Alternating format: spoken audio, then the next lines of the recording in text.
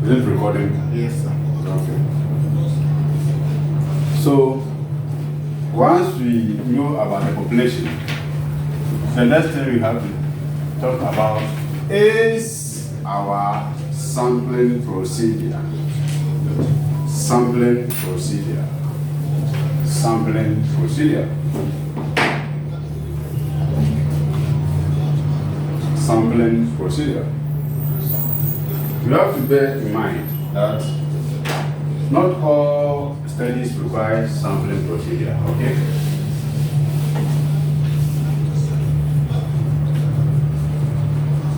Not all studies require sampling procedure. Because some of the studies, you can include all the populations. So if you study about the entire population, then you are using what we call census. And in census, there is no sampling. Do you get it? Yes, sir. So that is one thing you have to take note. Not all studies will require that to have sampling procedure. But in reality, most of the quantitative studies that we are going to look at, you cannot target all the population, elements in the population, because usually the population is large. And therefore, you have to tease out a representative sample. Representative sample from the total population. So if we have the total population like this, if you want to study, you can study this portion. But it should be what we call what? Representative. That statement, watch it. It's representative. So this is the total population, but we want to study this portion. It should be representative of the population. And when we say it should be representative, two things should come into your mind. One, you must draw the sample from the target population. You must draw the sample from what? The target population. Apart from drawing from the target population, the number of the sample size should be adequate. So, representativeness talk about drawing the sample from the population, from the target population. And then the second is that the number of sample, which is the same as what? Sample size, should be adequate. Should be adequate. Should be adequate. Imagine we are studying population is university students, and we have about 15,000 students. And when you are sampling, you go and target lecturers. Is it representative of the population? Is it representation of the population? Okay. You went to target students, you selected students, but we have 15,000 of them, but you met only 10 of them and sampled them for the research. Is it also adequate? It's not adequate. So, to get representative sample, draw from the target population and also get the number of samples that is what? Adequate to warrant the generalization of the findings to the total population. It's just like if you want to test if there is salt in the seawater, what do? You take some. You take some and go and study it. But the sample size should be what? Adequate enough. So that when you are done, then you what? Generalize it that yes, for that particular, there's salt in it. So the same thing happens in social science studies. So sampling procedure, two things are critical. One is the sample size determination. Sample size determination. Two is the selection of the sample. So two critical issues under the sampling procedure are one, sample size what?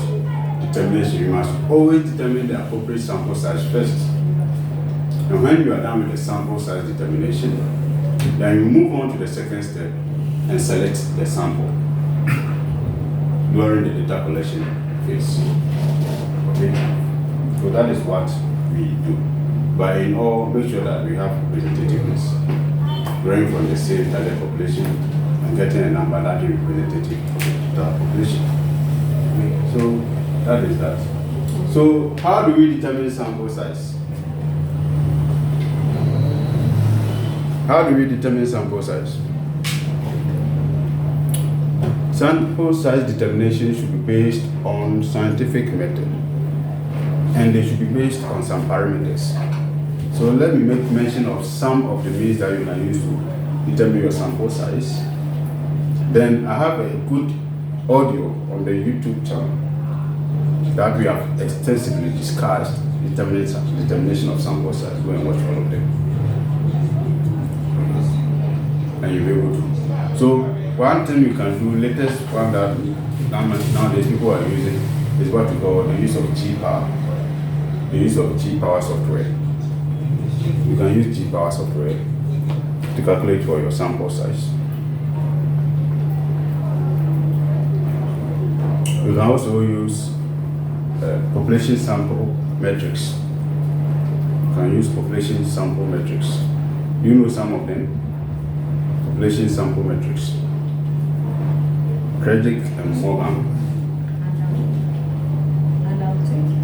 Adam 2020 also has some, right? He has a population and proposed sample size determined. Okay, so you can check those ones as well. You can also do your own calculation using the sample size determination formula. So you can also calculate. You can use scientific formula. You can use scientific formula to calculate for your sample size. You can use scientific formula. And the scientific formula that normally people talk about is what? Yamin's formula, right? Yeah, it is when the population is heterogeneous that you use it. We also have one by Julie Pallant. Yeah, Creswell also has some. Julie Pallant, if you are using regression, for instance, they say that your sample size should be greater than 50 plus 8 times number of independent variables. That is the formula. So if you are using regression, you don't know the total population, and you know the number of independent variables or predictors. If it is 10 times 8, which is what? 80 plus what? 50. So your sample size should be greater than what?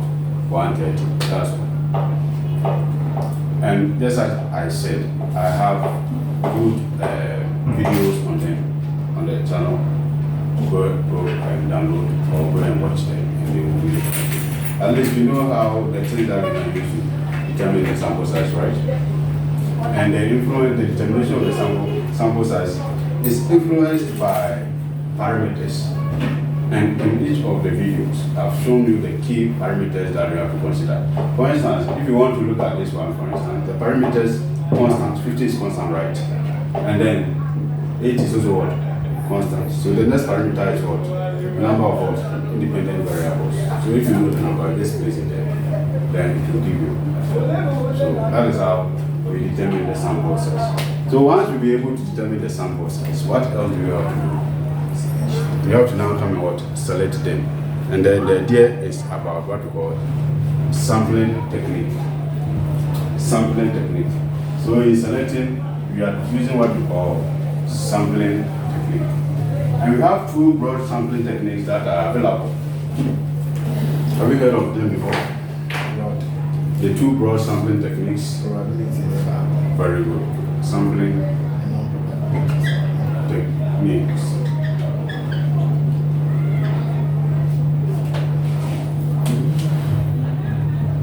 The The first one, we can have probability sampling technique, and then non-probability sampling technique. And now we are talking about the third one, mixed sampling technique, right? So the mixed is that in the study, in one study, you can use a blend of both probability and what? Non-probability sampling technique. What manifesting what we call multi-stage sampling. Okay, so these are the techniques that are available. So if you pick probability sampling technique, there are sampling techniques that give every element in the sampling frame because chance of selection. Besides that, the biases and the subjective norms of the researcher do not influence who actually participates in the study. You don't say, this is my friend, so I want to give him the questionnaire. Or this is one who was available, so I want to give the person the questionnaire. No. Okay, so it gives everyone equal chance of selection. And the reason why we want you to give them equal chance of selection is that it will help us to get objective data. If you include people that you can influence, do you think they will provide objective analysis or they will provide you objective data about the issues that you are studying? At the end of it all, and I say, oh, I want to evaluate the degree of my teaching effectiveness. Then Alex is my direct brother. I give it to Alex because Alex is my brother. What will happen? Do you think Alex can look at me in the face and tell me the bad things about my lectures? I'm the one taking care of him. I put food on his table. 100 take over 100. So you see that he will not be able to give what? Objective analysis of the issue and give me the data that I want. So in order to avoid those biases and the errors in the sample and also the errors in the data that we collect, we need to form basis for data analysis. That is what they are requiring is that we have to randomly what? Select them so that you don't influence anybody who participates in the study. So we have some of the techniques that are available. We have under the probability sampling, we have what we call stratified sampling technique. Simple random sampling technique, cluster sampling, and then convenience. Systematic sampling. Okay. So let's see how we do all these things. At least we teach you how it is done, not about what it is, how it is done. Okay. So before you use any of the four probability sampling techniques that we mentioned, you must have your sampling frame. The sampling frame is the document that gives evidence about the number of the total population that you are targeting for the study. Do you understand? So if you want to study about students in a university, what will be their sampling frame? If you want to study about university students, what will be their sampling frame? You get it from your friend. If you go to student records, student register, the register that will list all of them for you to know the number of students in the school. Is that not it? That becomes what we call a sampling frame. If about the licensed chemical shops, go to the Ghana Pharmaceutical Council or whatever. So they will give you the list of all the registered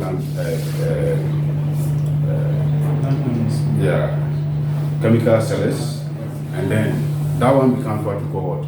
You are the sampling frame. So let's look at how you use the simple random. For simple random, we say that every element in the sampling frame is given equal chance of what? Selection. So how do we do it? At least we have two main approaches that I can describe for you. The first one is what we call lottery method. Lottery what? Method. And it is done manually. You know, each element in that sampling frame, you give them serial numbers. If it is a Sunyame drugstore, it's number 1. If it is Kofi Man drugstore, number 2. If it is Obibewu drugstore, number 3. So you give them this serial number up to the final one. Now, after you have determined your sample size at the first phase, if you really want to really use the lottery method, what you have to do is that perhaps you will write the serial numbers and tell them now, right? So 1, you know the 1 corresponds with what? That particular chemical serum.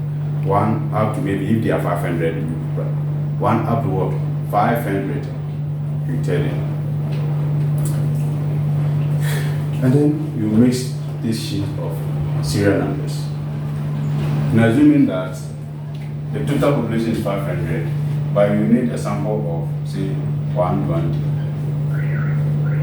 How many times do you have to pick? 120 times. So any number that you pick, you go and look at the corresponding serial number on the sampling frame, and then you tick them for the data collection. That's all. It shouldn't be like all the businesses must be there, the people must be there before you do the sampling. You can sit in your office, in your home, at the library. Once you have a list of registered businesses, it's okay. So you randomly, after you mix it up, you randomly pick, or you can get a friend to come and randomly pick it for you. So the one whose number appeared or has been picked, stick for the data collection before you contact them for the data collection. That's all. Saying you're right, so we have to. You have to explain that. People will just say, "Oh, we use simple random sampling." And then comes the first question: how did you do it? All the people. So you have to explain the process in there. Yes. Explain it so that people will see that, oh, there's what we call what? Lottery method. Like the one I just explained. You can also use what we call software to generate random what? Numbers. Excel can be used to generate random numbers based on 500 population. Or you can use what we call randomizer, which is a software.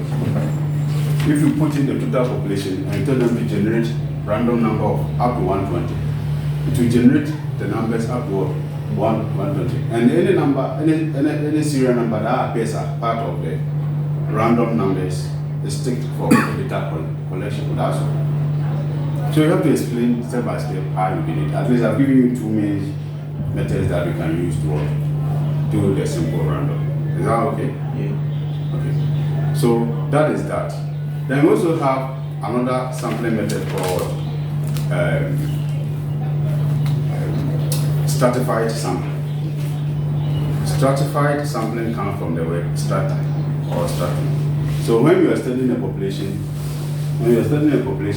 that is made up of different groups or heterogeneous group, then it is better you use the stratified sampling. So you use simple random when the population is homogeneous, when they are the same. They don't share any variances, any recognized variance. They are all the same. Okay? But when the population has these different characteristics, such that the characteristics can influence their behavior in the context of the research, then you have to use the stratified sampling technique. Maybe you are studying about SMEs, small and medium enterprises. Do you think small and medium enterprises, they behave the same way? They don't behave the same way, even though we classify them as they don't behave the same way. Even their economic activity. The economic activities are different, the capital outlay is different, the number of workers is different, branches are different, expansion is different. Somebody's profit is somebody's daily expenditure. Are you aware of that? Yeah. So they don't have the same kind of characteristics. So under that circumstance, we decide to use stratified sampling. And in the stratified sampling, we have 2 types. Either you do proportional stratified sampling or non-proportional stratified sampling. Proportional means that you select number to equate to the number of each of the strata, the total number of each strata in the total population. Then the non-proportional is that you don't give Very good. Yeah. So that is that. So assuming that we have a population of 500, now we are illustrating it. Population of 500. But out of this 500, 300 are small enterprises, and 200 are what? Medium enterprises. Now, if you want to use the stratified sampling, the formula that you can use to determine that sample size is the Yamin's formula. Okay. So let me give you that idea. Yamin's formula is used when you are using stratified sampling or when the population are what? Heterogeneous. Heterogeneous, different. Do you know Yamin's sampling formula? That one, they say that capital N is the total number of population, right? Yes. N is equal to 1 plus N outside the bracket E squared. Is that not it? Yes, it Where N is the capital, the total population. E is the margin of what? Error, which is 0.05 or 5%. Okay, so that is it. So imagine that the population is 500. Okay, population is 500. So it's 500 divided by what? 1 plus 500 times 0.05 is the power. That not it. Calculate. So since the total population is 500, and we know that 300 are small enterprises, and then 200 are medium enterprises, right? But we have to first of all come and determine what? The sample size first.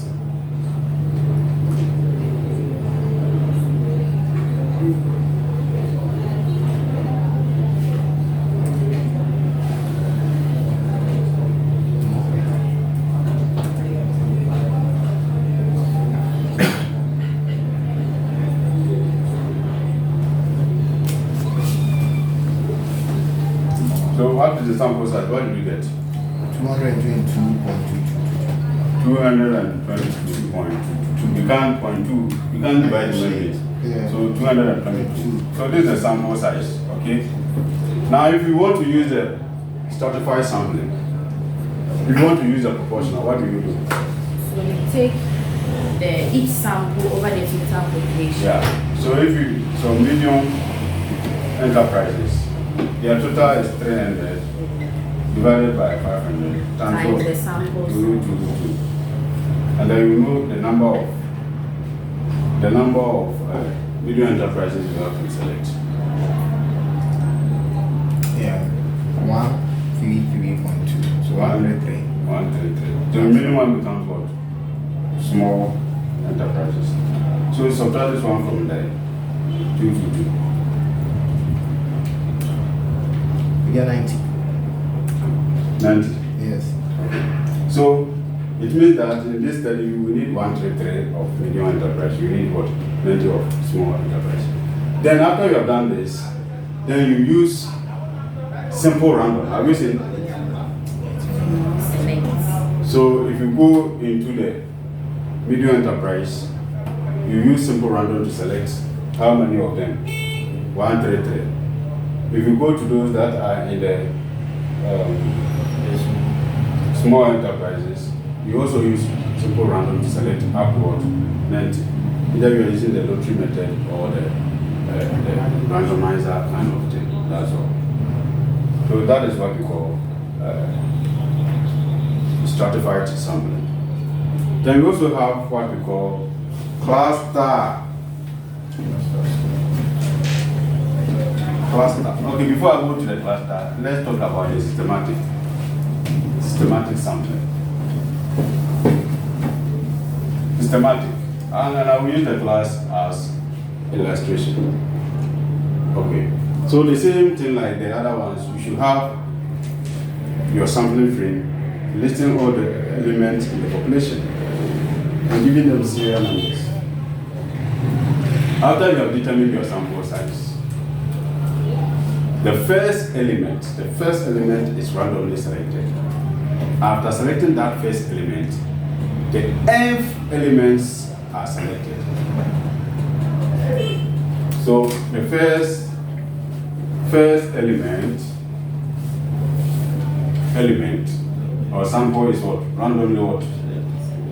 Randomly selected. Then you select the nth, okay? The nth element until you get the total what? Sample size, okay? Now let's look at that. It's very, very simple. Assuming that in a class of 20 people, we want to select some of them to do a research. Class of 20. These things are out right. I will do have something. This thing. Okay. So in a class of 20 is too small, but for purpose of illustration, right? So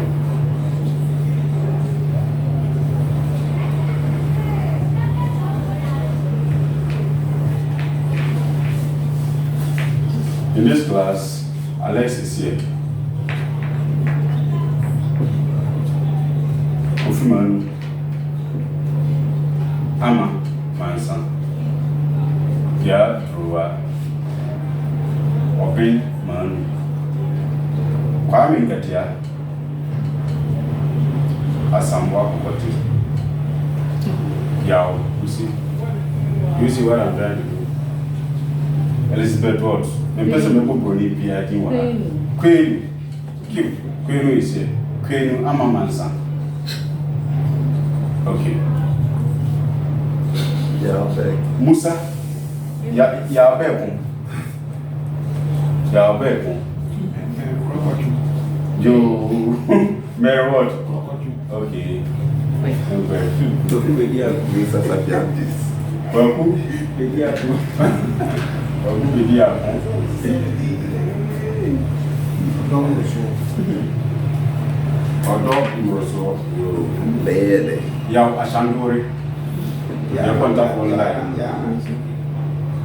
Okay, so all these are students in the class, are not it? Now, if you want to randomly select some of all these students, they are 20. Maybe you want to select 20. 5. You want to select 5. I'm here 20 in our class, but you want to select 5 to undergo a study. So you give them serial numbers. Okay? So you give them, you arrange them in order. Okay? So Alex becomes what? 1, 2, 3, 4, 5, 6, 7, 8, 9, 10, 11, 12, 13, 14, 15, 16, 17, 18, 19, and what? 20. Now, you need 5. So all that you have to do is that once you have this sampling free, you are giving them the serial number as we just said. So you write out 20 numbers and share them, right? Then you mix them up and randomly what? Pick. Assuming that when you picked, you settled on number what? 13, which is this person. How many times do you have to pick? You want to pick 5. So how many times do you have to pick? It's 20 divided by 5 will give you the number of times you have to pick. So 20 divided by 5 is what? 4. You have to pick how many times? Pick how many times? 4. So after each 5th count, or after each 4th count, you select, right? So this is first one. 1, 2, 3, 4. 1, 2, 3. What is the number? That's why I said the nth pick. The nth pick. Yes. So the point at 2 you're supposed to pick it. Yes. But you need 5 people. You need 5. Okay. You have already selected this one. Random, this one. So you do that until you get the what? The 5th number. Okay. So this 1, 2, 3, 4. This is qualified. for picking. 1, 2, 3. You get it? Yeah. Unless we included. How many picks have you made? 2. 1, 2, 3, 4. So it means that in this study, how many people are we using them? They are using our legs, they are using this, they are using this, they are using this. That's all. Did you influence who participated in the study? No. You give them equal what? Chance of what? Selection. And that is what we call systematic sampling. I took you selecting 5. So how many have you selected? 4. Okay, so the next one. 1, 2, 3, 4.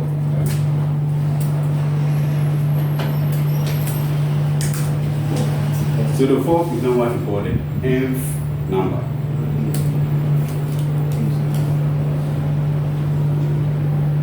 (20 divided by 5). What will be that number? 4. So when you pick the first one, then randomly, any fourth count you pick, that is what it means.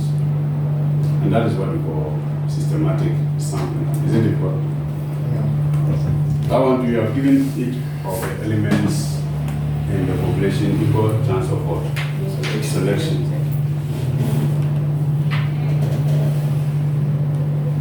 Okay, then we go to the last one. Cluster. When you are doing a research where the population are geographically dispersed, they are homogeneous as a group. But if you go into each cluster, they are heterogeneous, such that you can select a particular cluster or group to represent the entire heterogeneity of that element within the population. Then you use what we call cluster sampling. I'm using Brofa-Kosek, right? Heterogeneous, homogeneous. Hetero means that they are different. But on the broader sense, they are homogeneous. You understand? On the broader sense, they are all homogeneous. But if you go into sector by sector, they are different kinds. We are all Ghanaians. For example, Okay. small businesses. Small Let's say they are all small businesses, but then they have different activities they engage. Or they affiliate to different industries like service, manufacturing, and all those things. Or you can have something like manufacturing firms. But if you go into the manufacturing, some are into agro manufacturing firms, some are into fabrication, some are into this, blah, blah, blah. Okay. Or we are all Ghanaians. But if you come, some of our Khan, some are Damani, some are. So if you go to each of the clusters,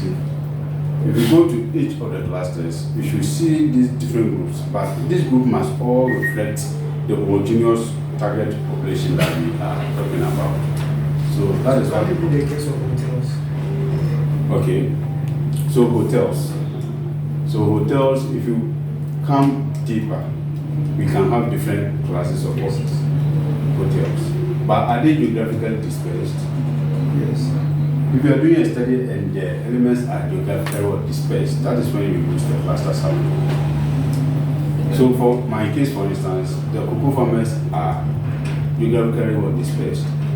They have 16 cocoa growing areas in the country. And I can't cover all of them, is that not it? But if I go into each of the 16 regions, I should have small cocoa farmers, I should have medium cocoa farmers, I should have large cocoa farmers or farms. So I settle on one particular location. If I go, I'll get all of those things in that particular locality. And so findings, so if you go there, then you can apply probability sampling or non-probability sampling element to what? Select them. But we are doing cluster, which is under probability. So it means that when you go in the selection of the individual farms, we have to use probability sampling to what? Select them.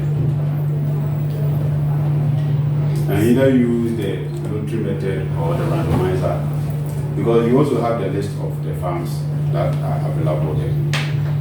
So, sir, with that one, differentiating that one from the stratified sampling, from what I'm understanding, meaning that with this one, let's say 16 regions. But then you are looking at one because it has the same characteristics as Yeah. But with the stratified, you wouldn't just consider one, you consider more than one. No, they don't have the same characteristics. For started for Stratified. as a broad perspective, they are homogeneous. Okay. But if you go down within, then you see differences. That is with the cluster. Yeah, on the broader perspective, they are homogeneous. But if you go deeper, then you see differences. And that difference must reflect on all other clusters. But with the stratified, they are heterogeneous. They are not the same. And therefore, their distinguishing characters are there. So on the broader sense, they are the same, homogeneous, but if you go into it, they are what? Heterogeneous. You are all Ghanaians, aren't we? If somebody is doing a study, social science study about attitude of Ghanaians, but when they come into Ghanaians, then they can now come and see that, oh, some Ghanaians are Akan, some are Dabani, some are Ewe, some are this, and Dakaris, and all those things. So now you can now cluster them. And then if you go to, you can cluster it into sitting regions. You have sitting regions, right? Yes. So you randomly pick some of the regions, and if you go into it, you will also randomly pick some of the people to survey them in the study, and that is what we call cluster. So that one too, who participates in the study is not influenced by the researcher. Okay, so that is it. So these sampling techniques normally go with the which research philosophy or which research paradigm? The probability sampling. Which of the research paradigms? Positivism. Good. So when you are talking about positivism, you have to think about this kind of sampling. Which approach is it going to go with? Quantitative approach. And the big design. Explanatory. You see how they all manifest? Okay. So that is with the quantitative. There are some pure quantitative studies that use convenience sampling. So that is a weakness. It's a weakness. That's a weakness. That's a limitation. Perhaps the availability of data, they cannot get it randomly. No research is fully, like, without limitation. So at the end of it, you have to point out that despite the results that we have found, we did not select them randomly. And that is also a limitation, weakness. So what if maybe your right side are using the random sampling method, but the data collection is use convenience sampling? It's unethical behavior. It's unethical. It's unethical. There are a lot of papers. It's unethical. I'm not teaching you to be unethical. Ethics are very. Just write what you did. Nobody will kill you.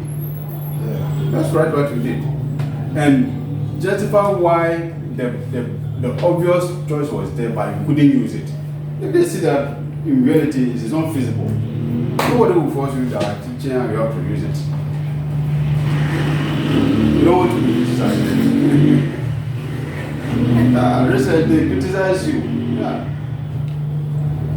But if you identify the weakness, you have to do something about the weakness. What did you do to be able to limit the impact on the overall study? You should be able to demonstrate that.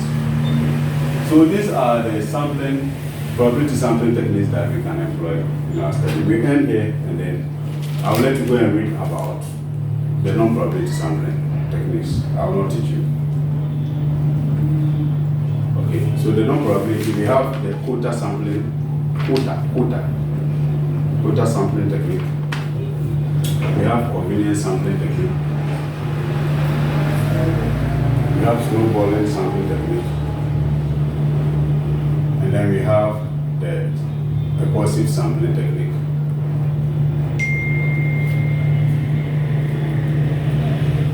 We have the quota. We have the snowballing. Quota sampling technique. Snowballing sampling technique. Snowballing sampling technique.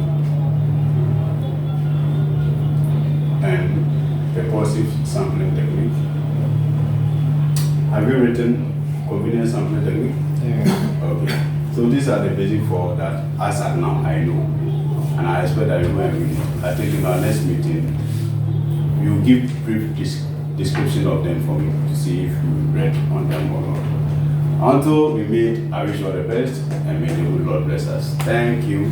Thank you.